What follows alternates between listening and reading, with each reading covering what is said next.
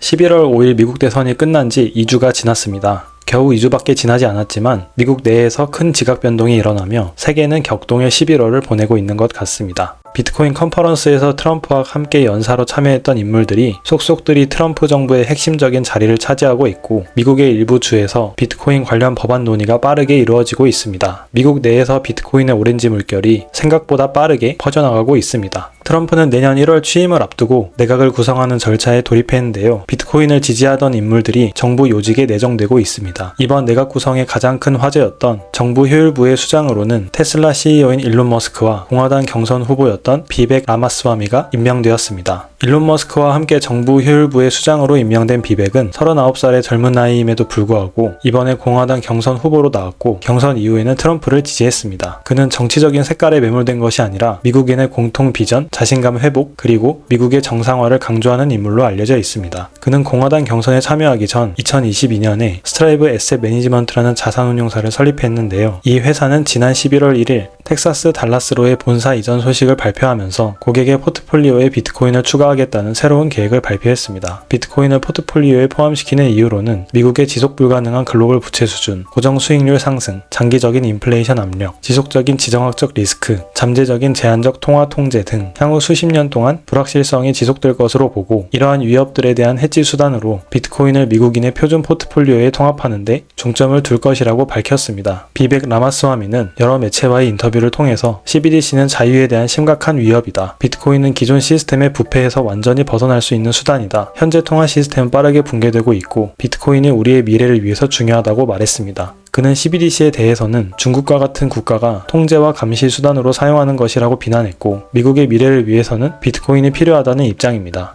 한편 보건복지부 장관으로 임명된 로버트 케네디 주니어는 비트코인 컨퍼런스에서 자신을 오렌지 심장이라고 소개하고 자신의 대부분의 자산은 비트코인에 있다고 말하며 그 어떤 정치인들보다 비트코인을 지지하는 모습을 보여줬습니다. 비트코인 컨퍼런스에서 그는 자신이 대통령이 된다면 비트코인을 매일 550개씩 매입하여 총 400만 개의 비트코인을 미국의 국가 전략 자산으로 비축할 것이라고 밝히기도 했습니다. 그는 또한 비트코인 거래 시 세금을 부과하는 현재의 조세 제도에 대해서 비판적이었는데요. 미국 국세청이 비트코인에 징수해가는 세금은 그 어떤 대통령과 의회가 동의한 것이 아니라 쉐브론 독트린이라는 자의적인 법 해석에 의한 것이라며 자신이 대통령이 된다면 국세청이 비트코인에 세금을 매기지 못하도록 하고 비트코인 거래에 대한 개인의 자유를 보장하겠다고 말했습니다. 마지막으로 법무부 장관으로 임명된 맷 게이츠는 플로리다주 하원 의원 시절 국세청이 세금으로 비트코인을 받을 수 있도록 하는 법안을 발의했습니다. 그는 비트코인을 법정 화폐로 채택한 최초의 국가인 엘살바도르의 나이브 부켈레 대통령과의 친분도 있었는데요. 그는 올해 부켈레 대통령의 재선 취임식 당시 미 하원 사절단을 꾸려 엘살바도르를 방문하기도 했습니다. 맷 게이츠는 이 법안을 발의한 배경에 대해서 엘살바도르 방문 이후 미국의 세금제도 현대화의 필요성을 느꼈고 그 결과 국세청이 세금으로 비트코인을 받을 수 있는 법안을 발의하게 되었다고 설명했습니다. 이렇게 하나둘씩 윤곽을 드러내는 트럼프 내각은 그 어느 때보다 비트코인에 강력한 지지를 보내고 있는 사람들이 임명되고 있는 것으로 보입니다. 이들이 직간접적으로 그려나갈 미국의 비트코인 패권 주도 모습이 어떨지 궁금해지는 2025년이 될 것 같습니다.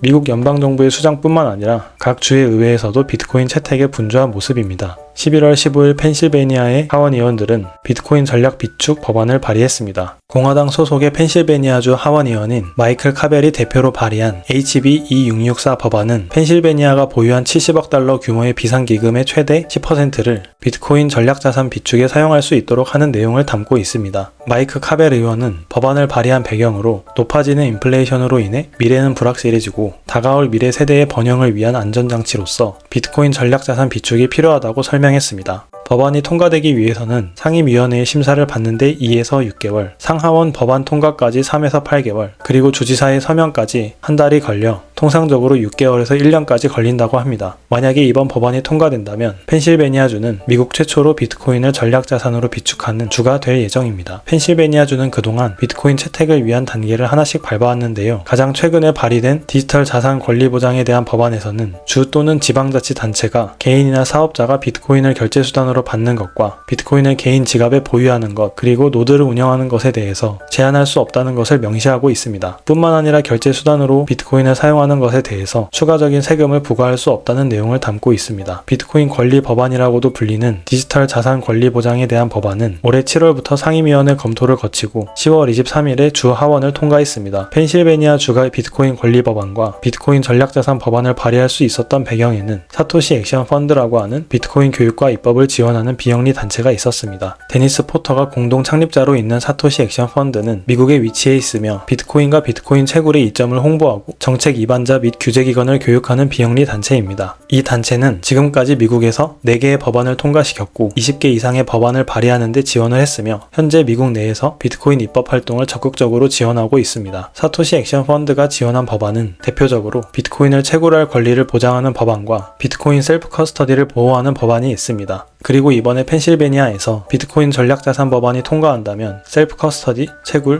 그리고 전략자산이라는 총 3가지 종류의 역사적인 비트코인 관련 법안 통과를 지원한 단체가 되는 것입니다. 사토시 액션 펀드는 펜실베니아 외에도 몬테나주와 아칸소주의 Right to Mine 빌이라고 불리는 비트코인을 채굴할 권리를 보호하는 법안을 통과시키는 데 기여했습니다. 이 법안에서는 비트코인 채굴장들에 대해서 관할 구역 내 데이터 센터와 차별화되지 않는 규제를 적용하며 산업용으로 지정된 지역에서의 디지털 자산 채굴 산업의 운영을 방해하면 안 되고 소음 관련된 조례를 제외하고 가정에서 채굴하는 것을 제한하면 안 된다는 내용을 담고 있습니다. 이처럼 미국 내 비트코인 산업과 비트코인 소유는 점차 법적으로 보호받을 준비를 하고 있고 비트코인을 단순한 투기 자산으로 보는 것이 아니라 불확실성을 대비하는 전략 자산으로 보면서 동시에 비트코인을 개인의 디지털 자유와 권리로 생각하는 인식이 빠르게 확산해 나가고 있습니다. 다른 나라들이 비트코인은 투기다, 가짜다라며 비트코인의 진실을 애써 외면하고 있는 동안 그 어떤 나라들보다 미국이 자발적으로 앞장서서 비트코인의 전략적 활용과 개인의 권리 보호에 대한 밑그림을 그려나가고 있습니다.